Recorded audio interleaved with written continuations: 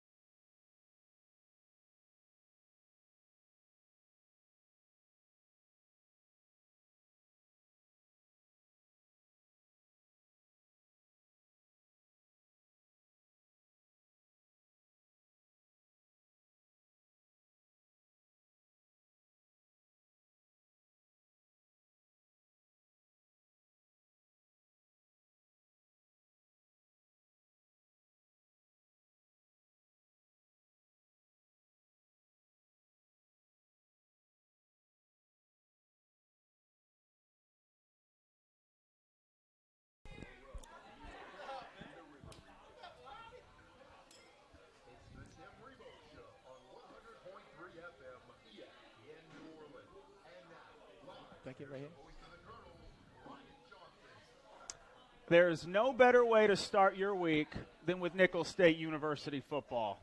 Good to be with you from Rotola's Pizzeria in Thibodaux. My name is Bryant Johnson, and Coach Rebowe and the Colonels coming off of their second game of the 2017 season. Coach, you have 9 more on the regular season docket, but what a memorable evening in College Station, Texas. 24-14 is the final. A&M holds on, but this game was tied with 7.5 minutes to go. Yeah, I was proud of our guys. I was proud of the way they responded. We went down early, 14-0, but we fought back and stayed in it. Our guys stayed together on the sideline, and we didn't let them get too much momentum rolling. And when we got it to 14-6 right before the half, I thought we had a chance because we were getting the ball to start the second half. So just a great effort by our players, our coaching staff. I can't say enough about how they had our guys prepared. I thought the game plan was fantastic. We tried to limit some of their possessions that they had. We had to keep the ball out of their hands. We did that. Turnovers, we had to keep those down. We had one fumble that really hurt us in the second half, and an interception at the end of the game. But we didn't get any on defense, so that kind of hurt us a little bit. But I thought our guys were, the stat-wise all the way to the end of the game was really pretty even, and we had a chance to maybe pull it out. There is a way that these games are supposed to play out. Confidence is fluid, momentum is fluid. When an SEC team goes up 14-0 halfway through the first quarter, typically the momentum sides with them. It's 2 years in a row. We saw Georgia and A&M both score on their first drive. It didn't matter. Your resiliency was on display all evening, and the belief stayed true. How did you get the feel on the sideline that 14-0 hole would not be insurmountable, and your guys knew they could come back and get that thing tied in the fourth quarter? Well, I think we talked about it all week, about being able to have a composure, and we had to stay composed. We knew that we were going to take a few blows. We knew we were going to take a few punches, and that we just got to stand toe-to-toe with them, and I thought our guys did that. And there was a confidence on the sideline, even after they scored that first one where we kind of screwed up the coverage a little bit. We got I thought, kind of a bad call on that second drive and ended up getting a penalty on the sideline. I don't know who that idiot was that got on the field and got a 15-yard penalty, and I thought that kind of hurt our players a little bit. But our guys had some confidence that we can come back and move the ball on them. But what a great sink-or-swim moment. That it would have been easy to say, well, this isn't our night, we're done. To watch how your team came back, 2 field goals, long drives, have to punch it in from inside the 20-yard line, back-to-back kicks. Now it's 14-6 at the half. You reach the fourth quarter, they are working with their number 3 running back who they needed to save the day. Their second quarterback of the game came in. What changes did you see from quarters 2 to 4 that made A&M the reeling team desperate to find a way to win? I thought running back Bussey came in and did a good job and sparked them a little bit. I mean, you saw what they did the week before with the 2 running backs with Williams and Ford. Just pounding the ball and prolific rushing. So I was really worried about that. And Bussey just came in and gave him a little spark. He got on the edge a couple of times on us. The quarterback came in, gave him a little added boost. I think they changed their game plan a little, throwing the short game. They also picked up the tempo a little bit when that was happening. So all of those factors came in, and the time of possession in the fourth quarter was obvious, and I think that was a big difference. We did score the touchdown, but we scored so fast on it, we didn't have the ball that long.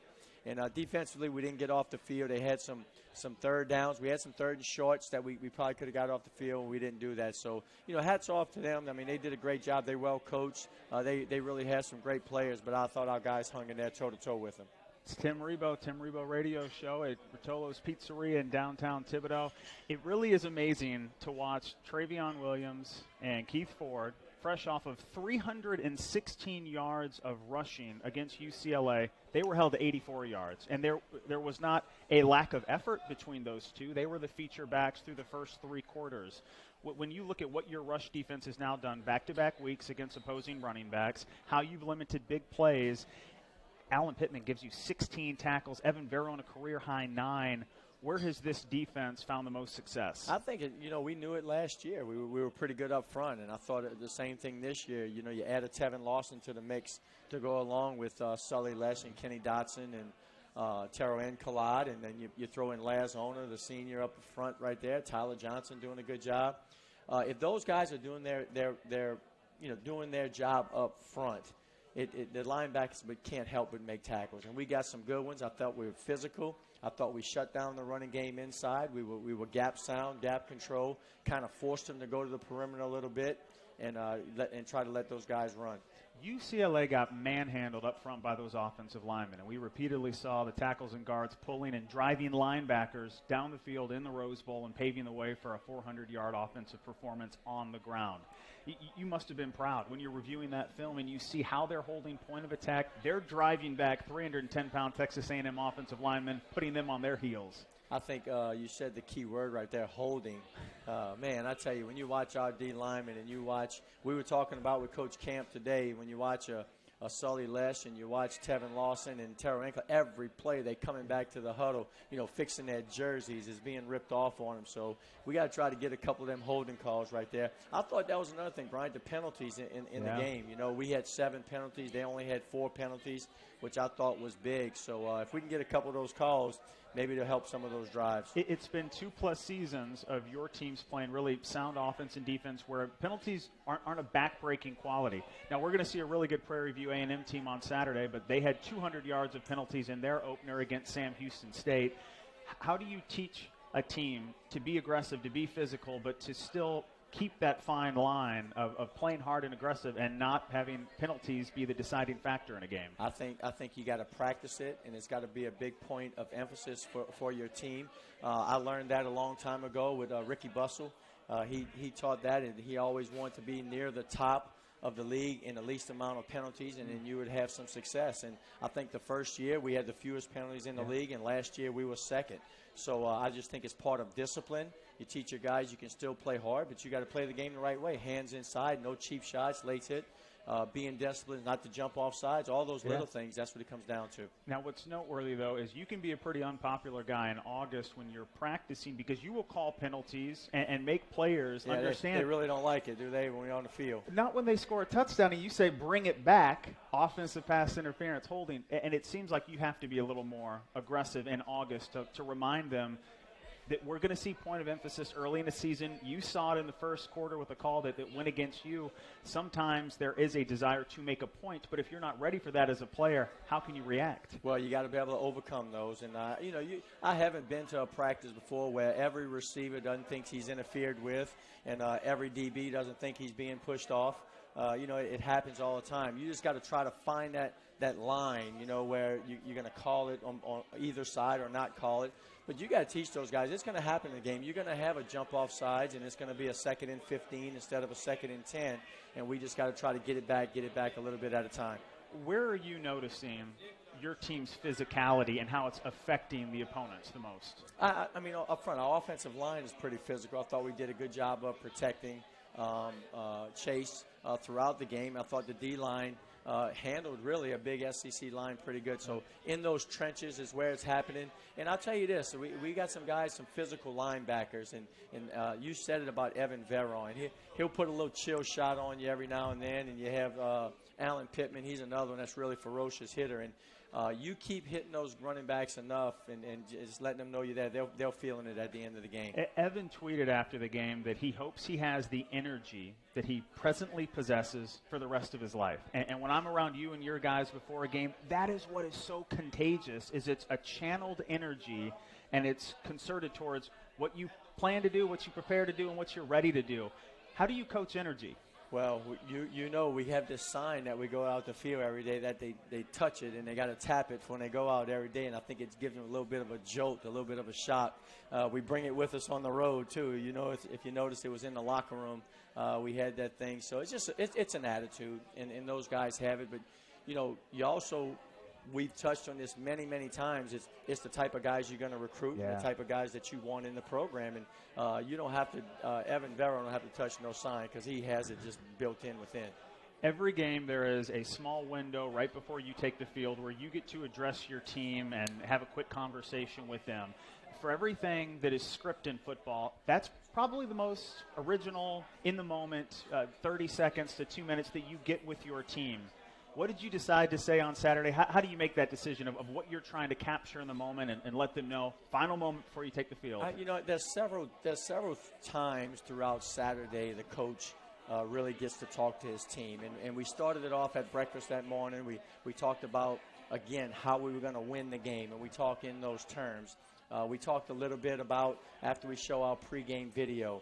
And I tell you, probably the least one is the one right before they take the locker room, because if you have to try to motivate them when they're ready to take the field, and I don't think they're ready to play. So it's not a lot of rah-rah. It's just a last message. And I think one of the things that I told them, I know they go out always and play with a passion and play hard, but I wanted them to come back in that locker room and have no regrets. And we talked about that. Win, lose, or draw. When we come back in this locker room, we want to know that we left it all out on the field. It was a 24-14 victory for Texas A&M, but Nichols had the total offense advantage until the final drive when A&M was able to get Kendall Bussey going, and he reaches the end zone. Of course, it took a Louisiana running back to finish the job for Texas A&M. You look at the passing performance from Chase Forcade, but he has 23 completions on the year for almost 500 yards. Big plays await down in, down out for this Colonel offense right now, and it's led by number 9. Look, Chase is a leader. We talked about that. He's at his best when the game's on the line and things will get going. But he'll also be the first one to tell you that he's not playing like he should be playing. And he knows he's missing some throws. He got a couple that's high. He's missing some reads, and there's some things. And, we played a decent game last week, but we can even play so much better, him included.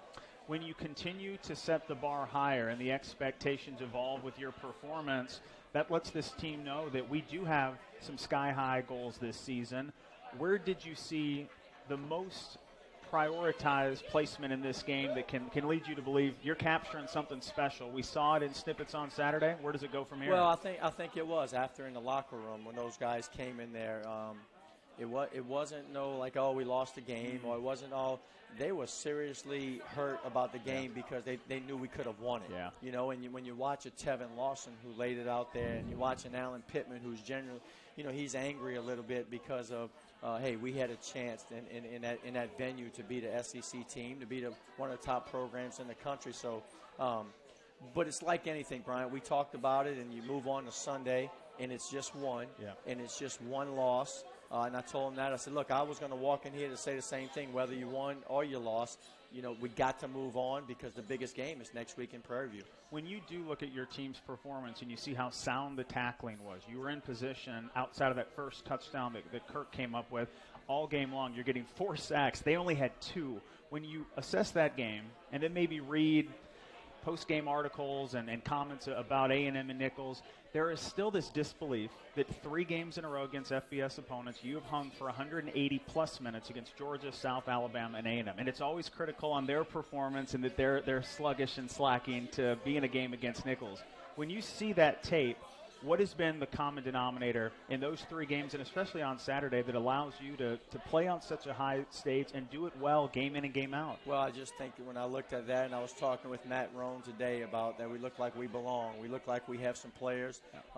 They look like they're supposed to look, and they can play. And I guess one of the biggest compliments we got, and somebody was talking about it, maybe if you're changing the uniforms and you couldn't tell who was who. That's a huge compliment to our players, and I'd like to say a huge compliment to our strength coach who's getting them to look like that.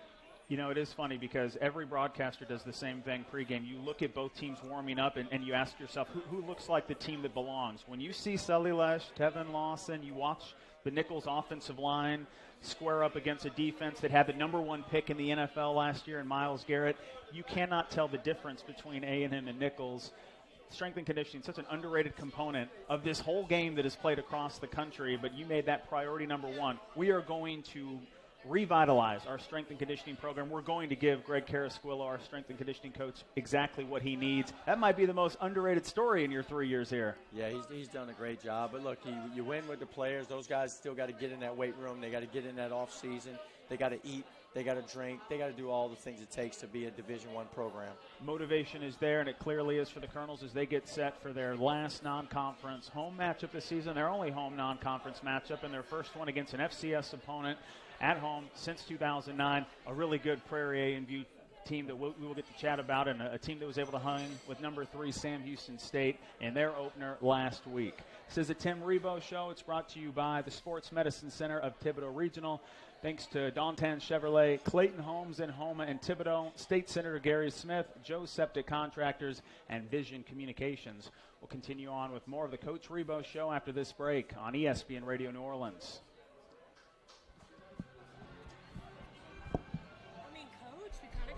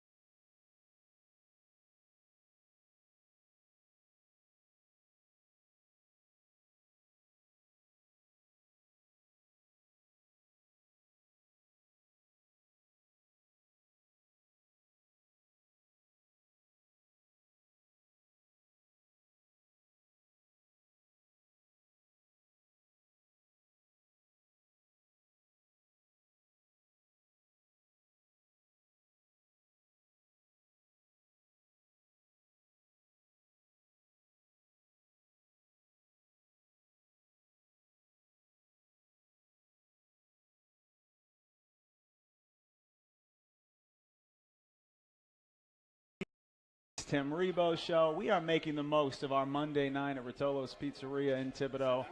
Mike Kiefer is going to be our legacy guest. Tim Rebowe will join us to continue this conversation, and we say it every week. It is by far my favorite segment, and one that we've turned into a little bit of a fan favorite because it gives you the full story and spectrum, past and present, of Colonel football.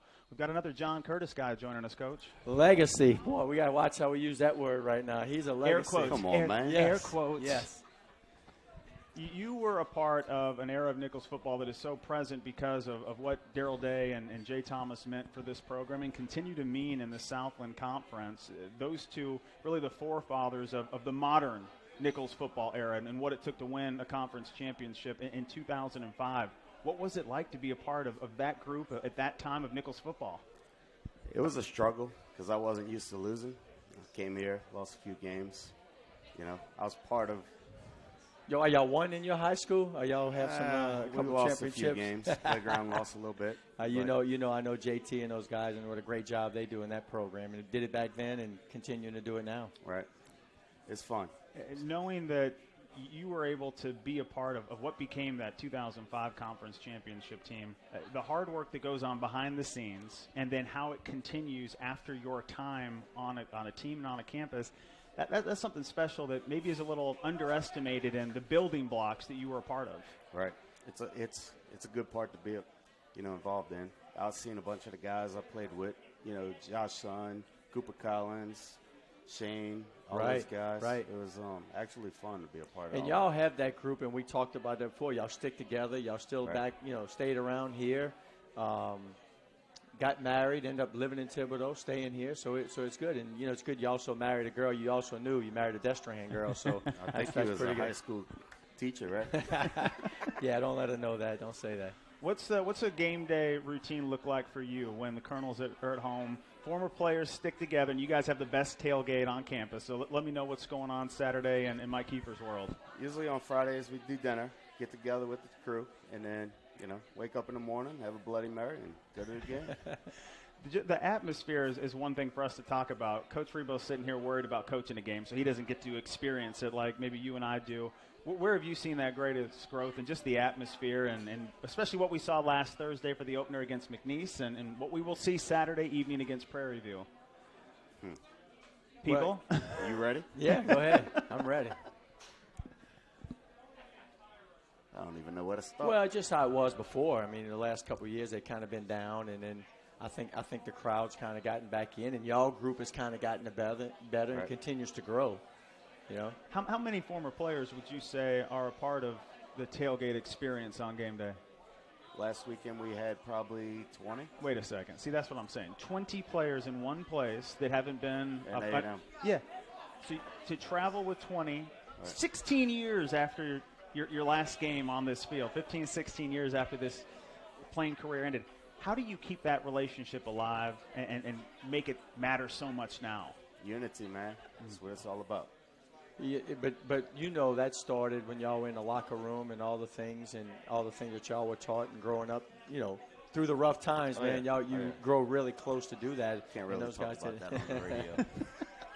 I just think it's one of the hardest things to actually do. Everybody talks about chemistry and unity and building something, but it really is a special brotherhood that only your eyes and body are aware of what it takes to make something special happen behind the scenes so it lives on later in life.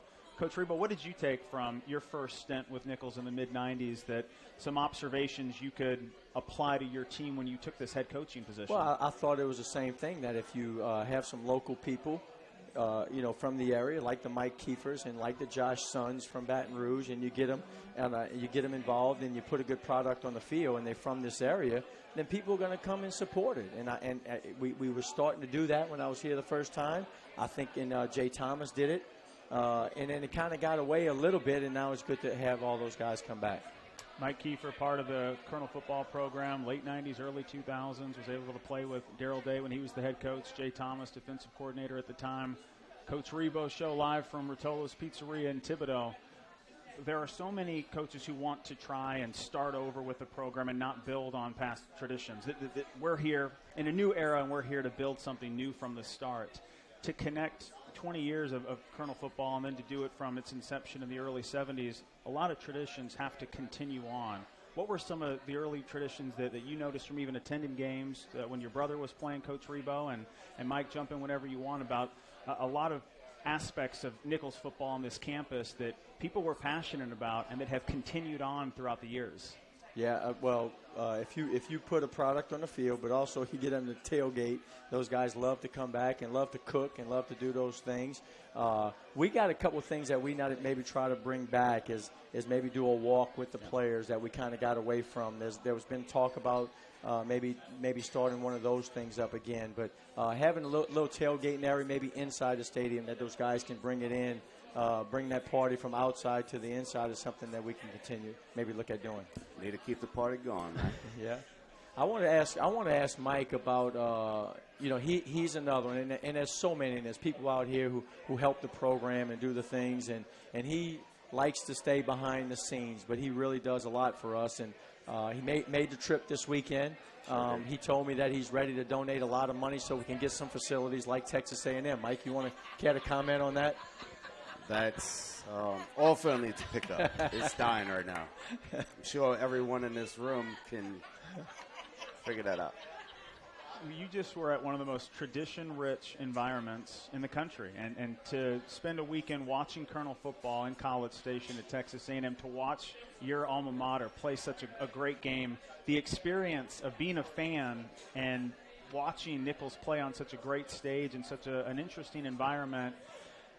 When does it all kind of hit you that this has been 20 years and your life has been tied to something that is continuing to be really successful and started when you were on campus 20 years ago? It's a lot different. 3 years ago when Coach Rebowe was hired, it was a very pleasant feeling to the community and everyone else that's behind Nichols. It really is. When you're standing there on that sideline, there's 100,000 people breathing down your neck, and you look up, and in a sea of maroon, the loudest section are Colonel supporters, 10 rows deep, all in red, in unison for 3.5+ hours. You're not distracted. You're there to coach, but knowing that this is something you've been actively trying to do, restart and re-spark that passion, that's a pretty visible moment on a big display. No, we had a good crew that went down to Aggie Land, and I tell you, we heard them. They were in that end zone. They were right by our locker room. We came out on the field. They were cheering and going in at halftime, and just as proud at the end of the game. All those guys were there, lending a hand and really just, I guess, proud to wear that in, and say where they're from.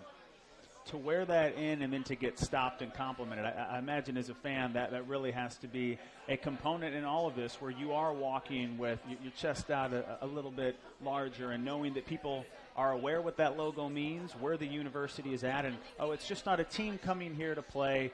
They're here to compete, and they're here to win. What did you see from the game on Saturday, Mike? A lot of enthusiasm. Guys played very hard. Coaches, staff did a wonderful job. Well, you're a defensive guy. You must live and love moments like that.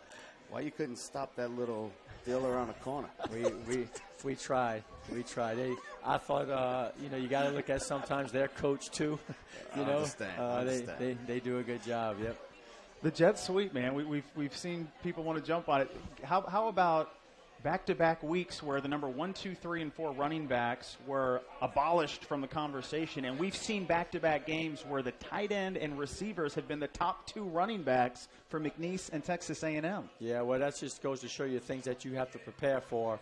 You got to be sound, you got to be solid defensively. You never know what look you're gonna get. You just got to have that base, that foundation, and be ready to go. And I thought we took away some things that they did. We lost the edge a couple of times. They bounced the outside zone and hit the corner. And then again, you miss a tackle, and then it's really glaring. It becomes a 30-yard gain. Mike, where's the tailgate at on Saturday? We're broadcasting from it. I don't know yet. Got to get with Monique. I want to be a part of it, man. Let me know. We'll stop by and see you Saturday. We've got a 6 p.m. game. Yeah, I just want to say thanks to Mike publicly. He does so much for the program and so much for the coaches. And, he's one that we talked on Sunday, and I already said, hey, what you need this week? Hey, we don't need anything. We just need your continued support and just being there for those players. And does anything sum up Mike more than a Colonel Power shirt that you just feel the strength coming from? Way to represent. CDs, huh? No, he has all the gear though. He likes all that stuff. Yeah, he takes care of it. I think it's notable that one of your best defensive players is a John Curtis High School alum, and we continue to see this tradition emerge decade after decade. Mike, thanks for joining us, and I know we'll see you Saturday night. All right, thanks, Mike. Appreciate it. Kiefer hanging out on the Tim Rebowe Show. We'll get to check in with Rob Christoffel a little later on, the Colonel Offensive Coordinator. This is the Tim Rebowe Show presented by the Sports Medicine Center of Thibodaux Regional. We're back for more after this break on ESPN Radio New Orleans.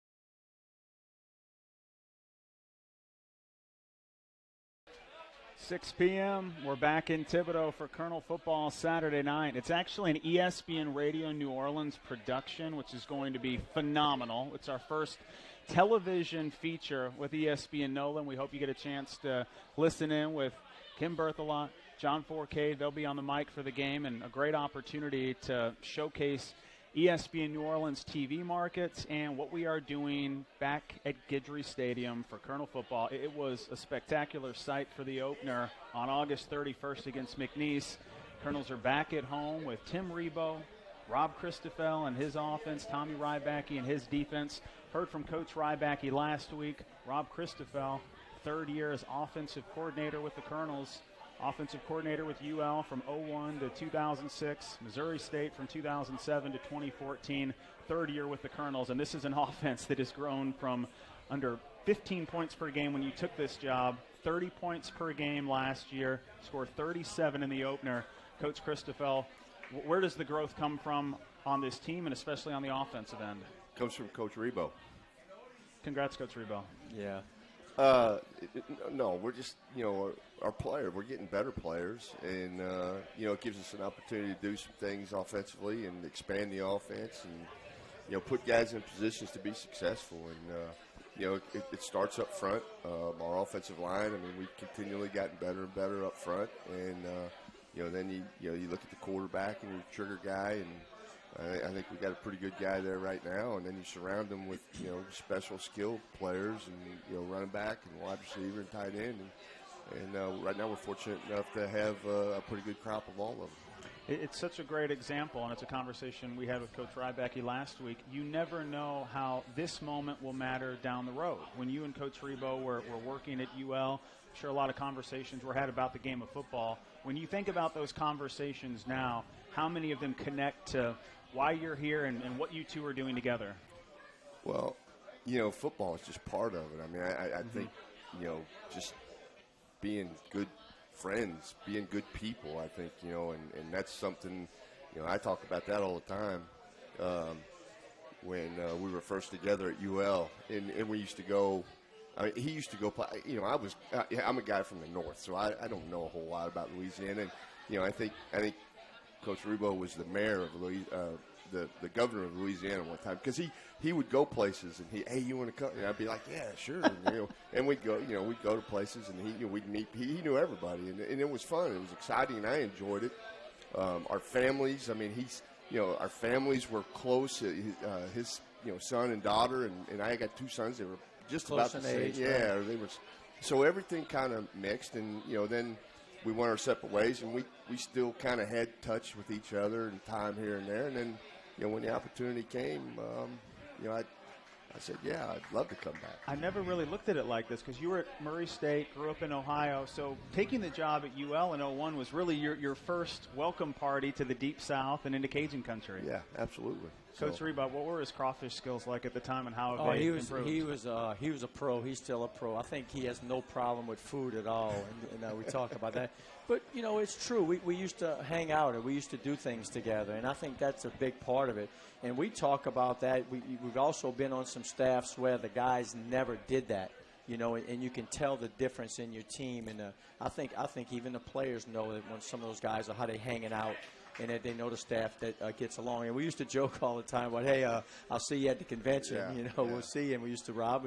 And that first group we had, we still get together and hang out there with Brent Pry and all those guys, So it's just been a bond since the very beginning. Well, when you think about the best ideas that you've come up with or the brainstorming sessions, they're not in a controlled meeting environment. We're going to meet. We're going to come up with ideas. How many of those great moments or conversations have been in informal settings when you are getting together as a staff because you just want to spend time with one another, talk football, and see where it can go?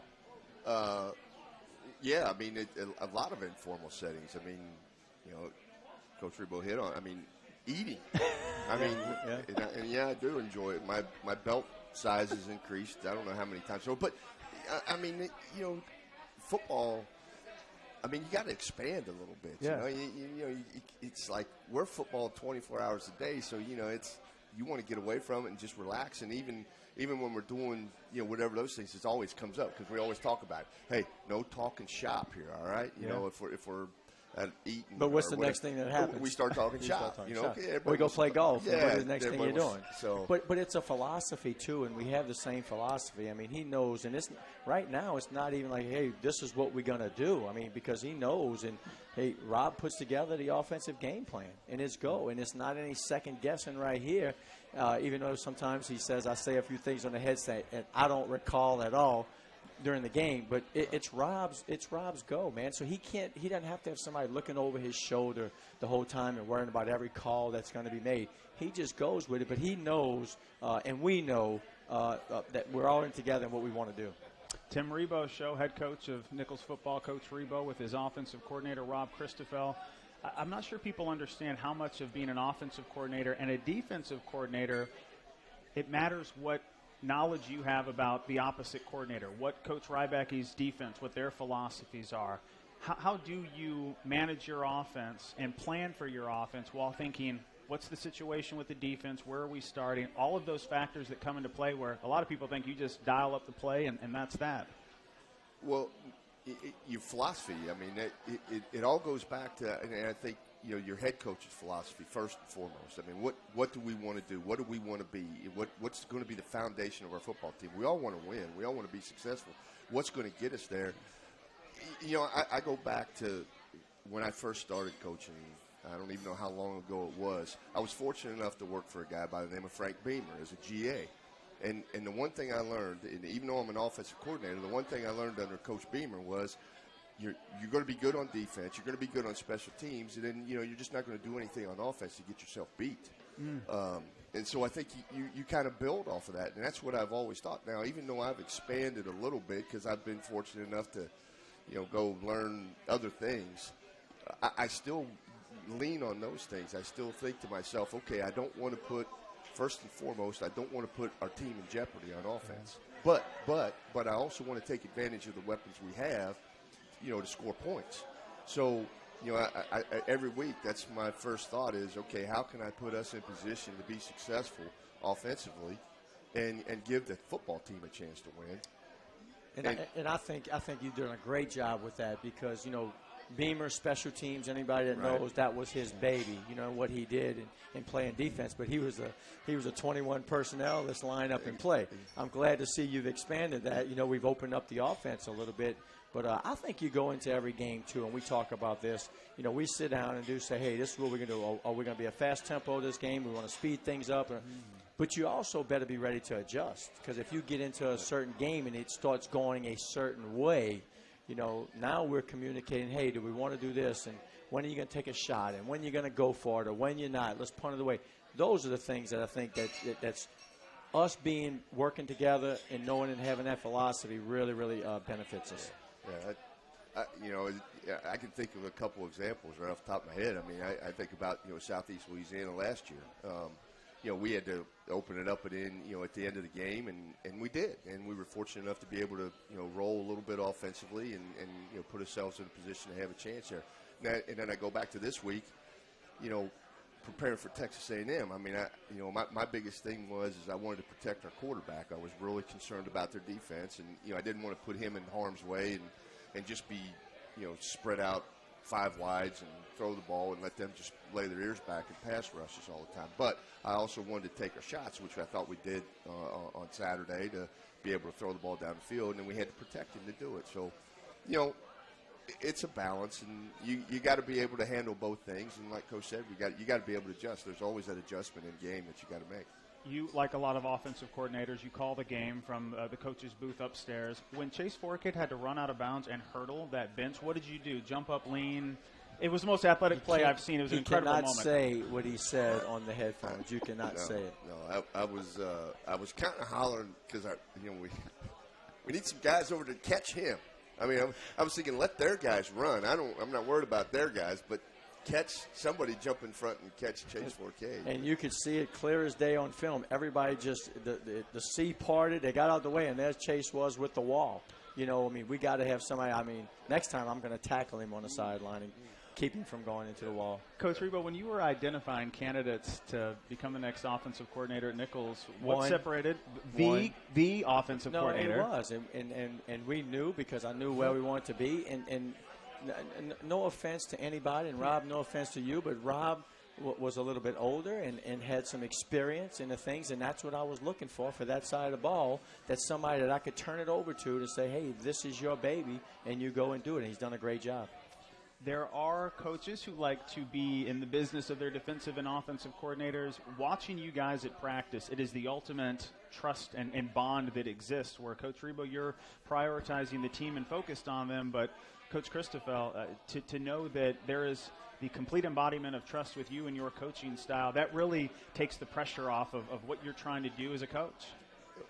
It does. I mean, I'm fortunate to work for somebody that says, obviously there's parameter, and we all have parameters. I mean, and that's what we go over every week when we're in staff meetings. We talk about, okay, this is where we want to be and this is what we want to do. But then, once we start game planning, he might poke his head in, the staff meeting for 5 or 10 minutes in the offense and say, all right, I'm just going to sit in here and what's going on. And he wants to ask questions, which, I would too.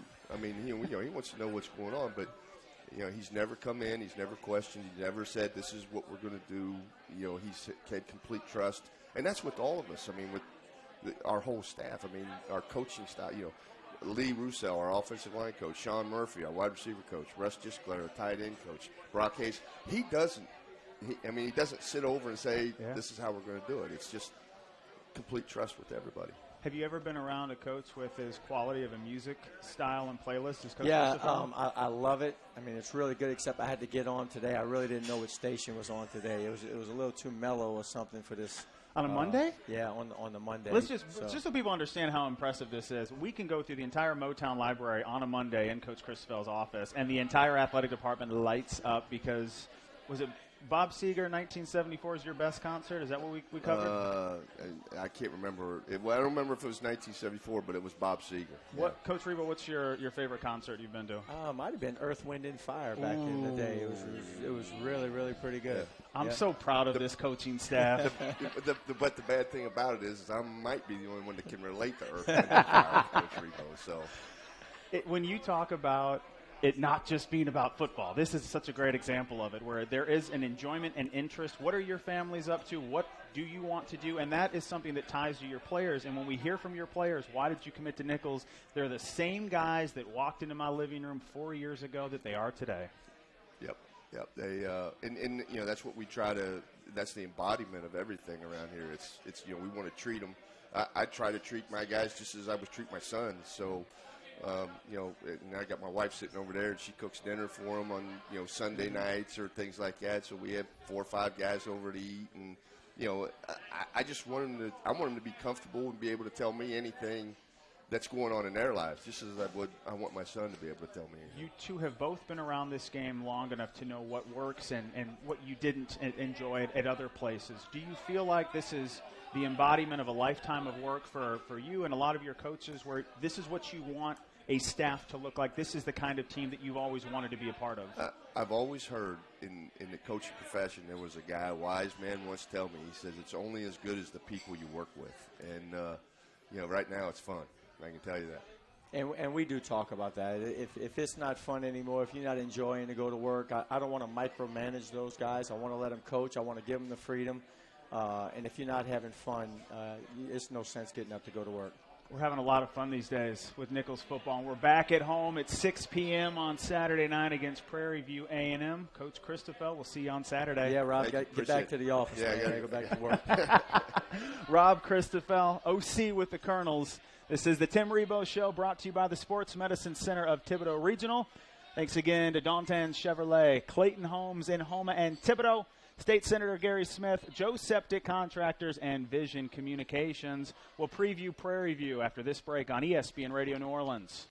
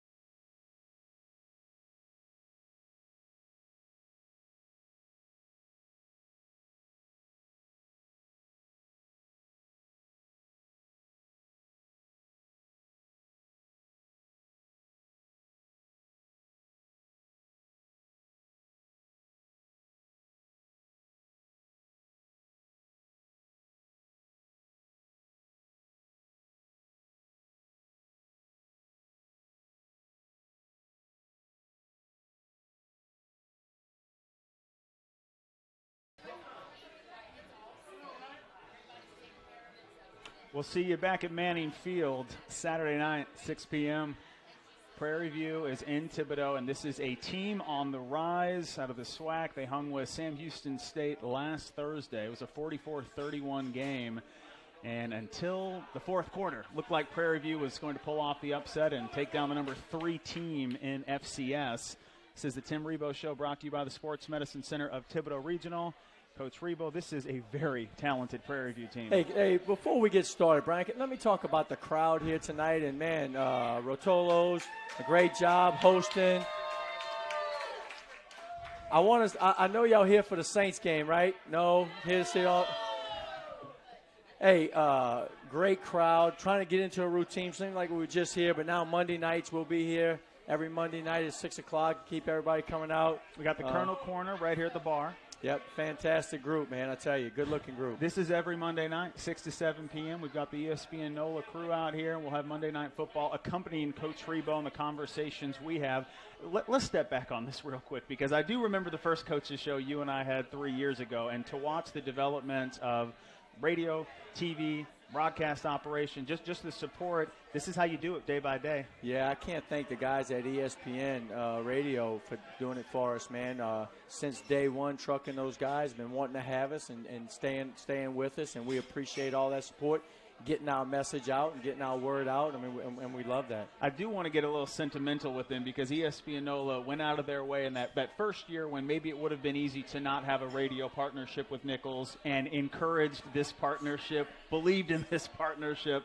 It is pretty incredible to be able to see where this has gone and to see it develop over 3 short years.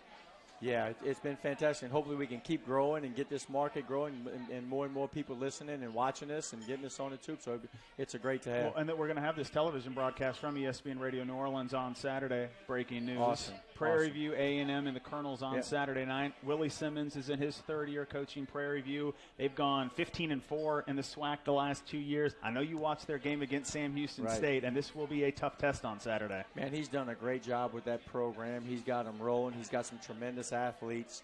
They only played 1 game this year. Their first game got pushed because of weather, and then they ended up playing last week. I wish we'd have another game on film with them, but they did a great job against a common opponent.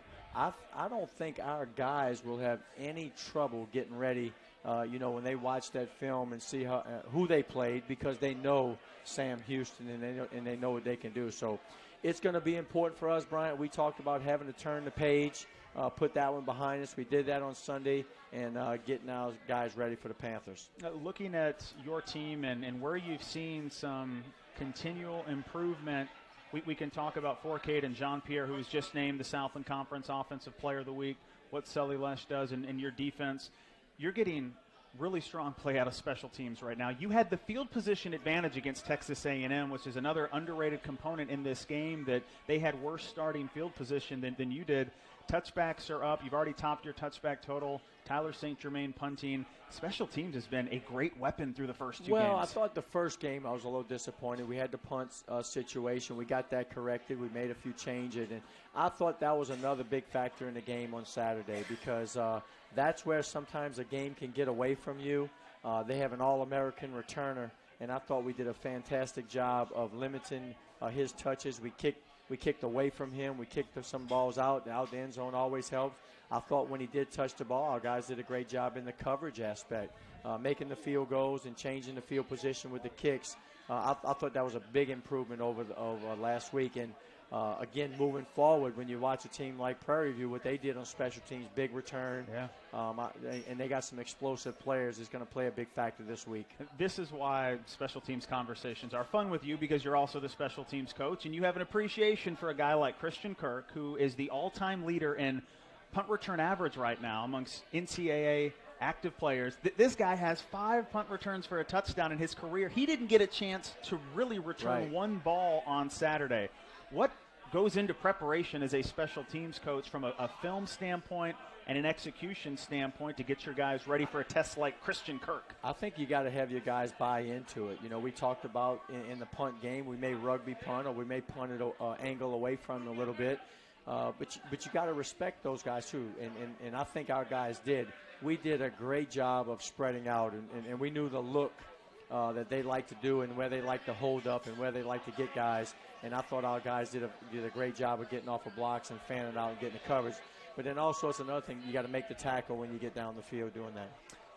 You have your game Saturday night, Thursday night, the week before. Take us into that coaching conversation Sunday night, reviewing film and creating a game plan based on those observations and tendencies you're seeing in an opponent. Well, you know, you get started on Sunday afternoon, and we put the other one to bed. Monday is your big preparation day. The coaches spend a little bit of Sunday night and all day Monday, each coach breaking down different aspects of the game. You know, Chris Thompson is breaking down the routes that they run. And Brian Wallace is breaking down the third downs and some of the route stuff that they're going to do. Camps the run game. Sean Murphy, the coverage you're going to get in certain situations. You pretty much do that all day on Monday, watching film and cut-ups. Then you start getting together, and then everybody comes together and start formulating a plan. Tim Rebowe Show. We're at Rotolo's Pizzeria, 100 East Bayou Road in downtown Thibodaux. You did a little roll call for your coaches, and there's a lot of things that kind of slip under the radar throughout one season to the next. You made one tweak, one change with Brian Wallace and Chris Thompson in the offseason. You lost Jeffrey Hebert. He was a down edge rusher. That allowed you to kind of take a different approach with who was going to be responsible for what position backs. You've got Chris Thompson just in charge of the corners, position he excelled in. Now you have Brian Wallace in charge of outside linebackers and safeties. How do you make that decision? Well, I think it's your personnel. I mean, we had to look at our personnel, what packages we want to go with. It just makes more sense in today's game, and a lot of people do that. Where not one guy is coaching just the whole secondary, because it's a lot of different teaching. So we had to look at that, and we decided we wanted to go with Brian coaching the safeties and the nickels, which is a common thing, and then Chris coaching the corners, where you can get even more technique involved. But let me tell you something. They work together very, very closely. They meet together. They get a lot of stuff. I just think you get more out of everyone when you do that. Another matchup against a team from Texas, 8 of your 11 games against Texan teams this year, but this is it before it is all Southland Conference from here until mid-November. With that in mind, knowing that Prairie View is still the priority and what matters, how does this week now become a springboard for the rest of the season? Well, I told our guys this on Sunday night. That we want to be 1-0 this week. I mean, that's the only game in town, the only thing we got to worry about. I also told them this, and I thought last year's team did a good job of putting the past behind them when we did that. And I told them that we would not let Texas A&M beat us twice. And so we went at it. We covered our mistakes and the things that we did wrong. But it's time to move on, and we have a new opponent this week, and we have a new opportunity for us to get better and perform. Before we move on completely, I want to give credit to guys that continue to show up every week and may not get their names mentioned, but they seize the moment, and that Stephen LeBeuf gets the second touchdown of his career, represents Thibodaux, Louisiana, makes it 14-12 A&M. Mason Roberts, what a life-impacting play for him to tie the game on a 2-point conversion, that it was Stephen LeBeuf and Mason Roberts tying the game. That shows you everyone on this roster has a role. Look, I mean, I was so happy for those guys. I mean, I get it. They go to work every day and bust their butt. They're the ultimate team players, and I'm so happy for them. There's many more on the team. You look at a guy like Raheem Falcons, who the ball did not find him this week, and he told me, Coach, I'm fine with that. My job is to get this team better. We just have those players all over the field. Another great evening at Rotolo's Pizzeria in Thibodaux as we wrap up the Coach Rebowe Show. I have to know, if you could only pick one Earth, Wind, and Fire song, what would it be, and where would you like to listen to it at? I don't know, Brian. Don't put me on the spot September. like that, man. Just the elements of the universe, man. Used to do it. Pretty good. Shining Star, better know who you are. Colonel football Saturday night against Prairie View A&M. Coach Rebowe, thanks for another memorable Coach Rebowe Show. Thank you. Hope to see everybody next week after another Colonel victory. Thanks for coming out. We do it every Monday night. Rotolo's Pizzeria in downtown Thibodaux. Thanks to the Sports Medicine Center of Thibodaux Regional for making this show possible. For Rob Christovel, Mike Kiefer, and Tim Rebowe, my name is Bryant Johnson. We'll see you from Manning Field Saturday night, 5:30 pregame show. Kickoff against Prairie View A&M at 6 p.m. on your home for Colonel football, ESPN Radio New Orleans.